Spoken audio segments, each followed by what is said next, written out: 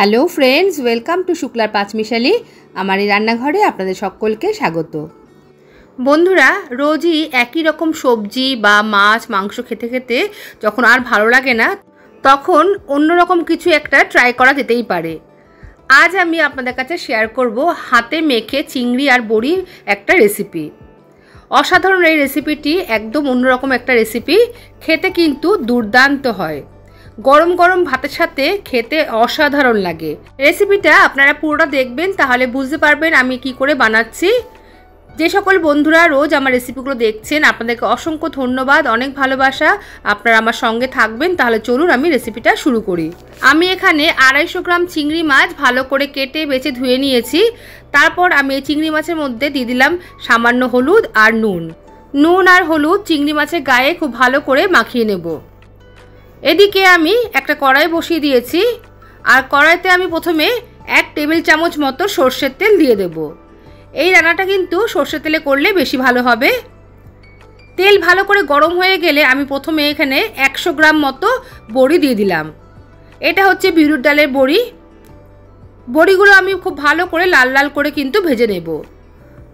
বন্ধুরা, আজকের এই রেসিপিটা দেখার পর আপনাদের যদি ভালো লেগে থাকে অবশ্যই লাইক কমেন্ট করবেন, শেয়ার করবেন, আর আমার চ্যানেলটি সাবস্ক্রাইব করে আমার পাশে থাকবেন। পাশে থাকা বেল বাটনটা অবশ্যই ক্লিক করবেন, সঙ্গে অল বাটনটাও ক্লিক করে দেবেন। তাহলে যখন নতুন কোনো রেসিপি আমি আপলোড করব সবার আগে আপনার কাছে নোটিফিকেশান পৌঁছে যাবে। বড়িগুলো আমার ভাজা হয়ে গেছে, এবার আমি বড়িগুলো তুলে নিচ্ছি। সব বড়িগুলো তোলা হয়ে গেলে আমি ওই কড়াইতে আবারও 1 টিস্পুন মতো সর্ষের তেল দিয়ে দেব। তেল খুব ভালো করে গরম করে নিতে হবে, আর গ্যাসের ফ্লেমটা এই সময় কিন্তু একদমই বাড়িয়ে দিতে হবে। এবার নুন হলুদ মাখিয়ে রাখা চিংড়ি মাছগুলো আমি তেলের মধ্যে দিয়ে 1 মিনিট মতো নাড়াচাড়া করে নেব। চিংড়ি মাছ ভাজার সময় গ্যাসের ফ্লেমটা বাড়িয়ে রাখতে হবে, নাহলে কিন্তু চিংড়ি মাছ থেকে জল ছাড়তে শুরু করবে। চিংড়ি মাছ ভাজা হয়ে গেছে, এবার আমি তুলে নেব। এবার আমি গ্যাসের ফ্লেমটা অফ করে দিয়েছি। কড়াইটা সামান্য একটু ঠান্ডা হয়ে গেলে আমি দিয়ে দেবো একটা মশলার পেস্ট। কি মশলা বানিয়েছে এটা আমি পরে আপনাদেরকে দেখাচ্ছি। সম্পূর্ণ মশলা পেস্টটা কিন্তু এখানে দিয়ে দিলাম। দিয়ে দেবো এবার একটা বড় সাইজের টমেটো কুচি, আর দিয়ে দেবো এখানে একটা বড় সাইজের পেঁয়াজ কুচি। আপনারা চাইলে অন্য কড়াইতেও কিন্তু রান্নাটা করতে পারেন। আমি এই কড়াইতেই রান্নাটা করছি। কড়াইটা একটুখানি ঠান্ডা করে নিয়েছি। আর এবার দিয়ে দিচ্ছি ভেজে রাখা বড়িগুলো, দিয়ে দেব ভেজে রাখা চিংড়ি মাছ, দিয়ে দিলাম 7 থেকে 8 কোয়া রসুন। এবার দিয়ে দেব 2টো চিড় করা কাঁচা লঙ্কা। ঝালের পরিমাণটা কিন্তু আপনারা নিজেদের মতো করেই দেবেন, আর এই রান্না একটু ঝাল ঝাল হলে কিন্তু বেশ ভালোই লাগে।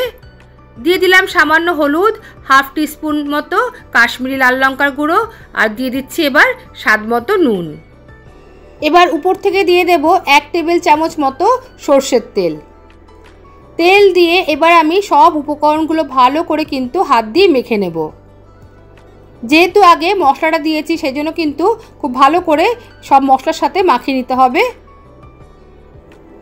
বন্ধুরা, এই রেসিপিটা আপনারা একবার হলেও বাড়িতে ট্রাই করে দেখবেন, খেতে কিন্তু অসম্ভব ভালো হয়। দেখুন খুব ভালো করে কিন্তু মাখা হয়ে গেছে।